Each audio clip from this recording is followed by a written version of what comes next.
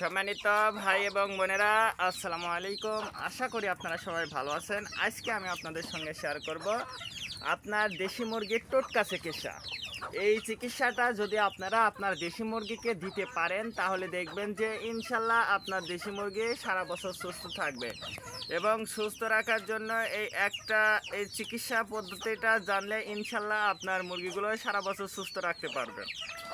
তে আমরা কিন্তু যারা বিশেষ করে গ্রামে যারা মুরগিটা পালন করে, গ্রামে মুরগিটা পালন করার ক্ষেত্রে আমরা কিন্তু আমাদের 5টা 10টা বা 20টা বা তারও বেশি যদি মুরগি থেকে থাকে, সেক্ষেত্রে কিন্তু আমরা ঔষধের চিকিৎসা পদ্ধতিটা করতে পারি। তার কারণ আপনারা একটা জিনিস লক্ষ্য করবেন যে আপনার 5টা বা 7টা যদি মুরগি থাকে, সেক্ষেত্রে কিন্তু আপনার ওষুধ খরচটা কিন্তু আপনার মুরগির চাইতে বেশি হয়ে যাবে।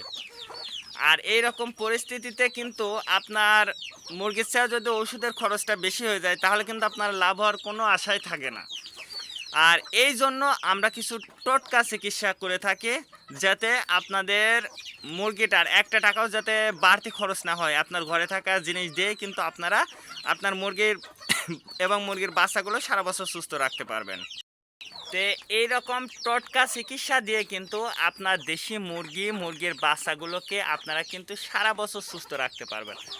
আর এই পদ্ধতিতে আপনার একটা টাকাও কিন্তু আপনার খরচ হবে না। তে এই চিকিৎসা পদ্ধতি বিশেষ করে এখন কিন্তু আবহাওয়াজনিত সমস্যার সম্মুখীন কিন্তু আমাদের হতে হচ্ছে। তো দেখুন আকাশটা কিন্তু একেবারেই কেমন যেন, তার কারণে এখন বৃষ্টি হচ্ছে, আবার রৌদ্র হচ্ছে, এইরকম সমস্যার সম্মুখীন কিন্তু আমাদেরকে হতে হচ্ছে। আর এই সমস্যার সমাধানের জন্যই কিন্তু আমাদের এই টোটকা চিকিৎসা। আর শুধু যে আপনারা দেশি মুরগির এই টোটকা চিকিৎসা দেবেন কথা কিন্তু এমন নয়।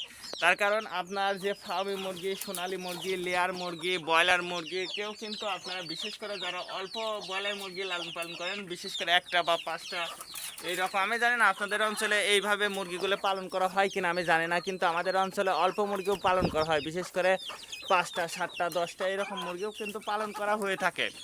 তো এই জন্য আমি বলতেছি শুধু যে আপনারা দেশি মুরগিকে এইভাবে চিকিৎসা করবেন কথা কিন্তু এমন না। আপনারা কিন্তু ফার্মি মুরগি, সোনালী মুরগি, ব্রয়লার মুরগি কিন্তু খুব সহজেই কিন্তু আপনারা এই চিকিৎসা পদ্ধতিটা অবলম্বন করতে পারবেন।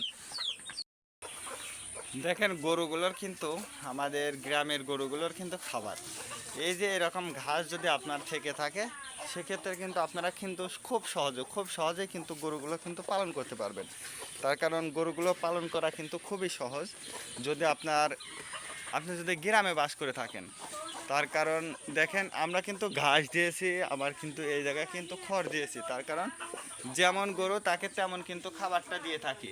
তো আপনারা কিন্তু এরকম পদ্ধতিতে কিন্তু খুব সহজেই কিন্তু গরুগুলো কিন্তু পালন করতে পারবেন। আমি আপনাদেরকে টোটকা চিকিৎসা পদ্ধতিটা দেখাতে এসেছি। এই দেখেন আমার হাতে যে রসুনটা দেখছেন, এই রসুনের এই দেখেন 2টা কোয়া করা রয়েছে। আপনার যদি মুরগি থাকে, অল্প মুরগি থাকে, সেক্ষেত্রে কিন্তু আপনি এই রসুনের এই যে 2টা কোয়া দেখতে পাচ্ছেন, এক মুরগির এই 2টা কোয়া কিন্তু দিতে পারবেন। এটা কিন্তু বেটে নিতে পারেন বা আপনি যেভাবে ক্ষয় দিতে পারেন। কিন্তু এটার সঙ্গে কিন্তু আপনাকে আরেকটা জিনিস দিতে হবে, সেটা হচ্ছে তেল। এই সরিষার তেলটা কিন্তু অবশ্যই আপনারা আপনার মুরগির এই 2 কোয়া রসুনের সঙ্গে কিন্তু এই তেলটা কিন্তু অবশ্যই ক্ষয় দিতে হবে। তাহলে দেখবেন যে ইনশাল্লাহ আপনার মুরগির বাচ্চা এবং মুরগিগুলো কিন্তু সারা বছর সুস্থ থাকবে। তো আজকে এ পর্যন্ত, ভালো থাকবেন, আল্লাহ হাফেজ।